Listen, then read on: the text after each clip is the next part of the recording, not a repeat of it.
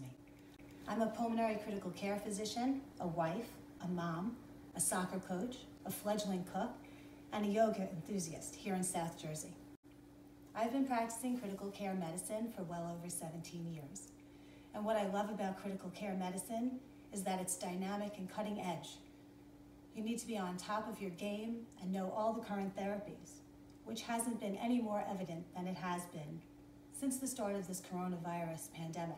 In my current role, I am responsible for leading my team, which includes nurses, pharmacists, medical residents, medical students, social workers, physical therapists, and patient care techs, and keeping them safe while we provide care for our patients.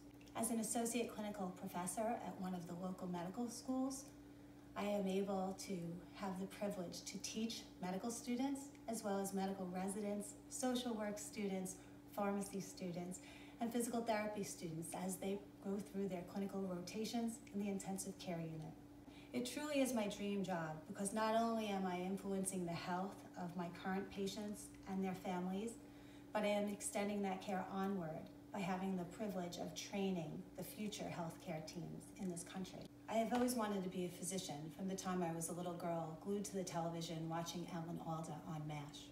I went into critical care because I believe that a critical care physician needs to have the knowledge and skill to provide the best therapy to these very, very ill patients, and also needs to have the compassion to guide their families through this very difficult time and make it okay for them, regardless of the patient's outcome. The road to becoming a pulmonary critical care physician was long. I don't think people understand how much physicians go through to get to the stage where they're practicing. We sacrifice our 20s and we incur a huge financial burden. I paid for college by working on work-study programs, working summer jobs, and working for a tutoring service. When I got into medical school, it wasn't possible to have a full-time job any longer because of the requirements of my education. So not only did I take loans to pay for my classes, but I also took loans to pay my rent, my car insurance, my food bills. I've been practicing for over 17 years, and I still have loans that will bring me well into the future. In fact, I think I make my last loan payment the month before my son starts college, and he's only 11. Over the past few months, I've been inspired by my team, by the way they've overcome their personal fears to show up every day and provide care for our patients, even when it wasn't clear what the risk would be to their own health. I've been inspired by my 2 young boys who let mommy go to work during the lockdown, even though they were afraid.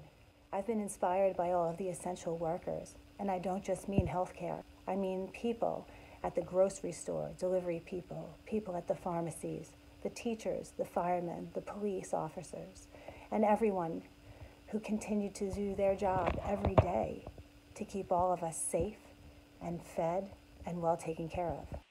The coronavirus pandemic added financial strain to everyone's life, including physicians.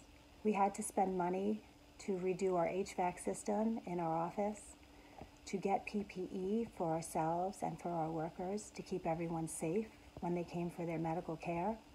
During the lockdown, we had to get software programs and institute new ways to communicate with our patients. We made a promise in my practice not to lay off any of our workers who wanted to come to work, and despite the pay decrease, we were able to keep everyone working and safe through this entire challenging time.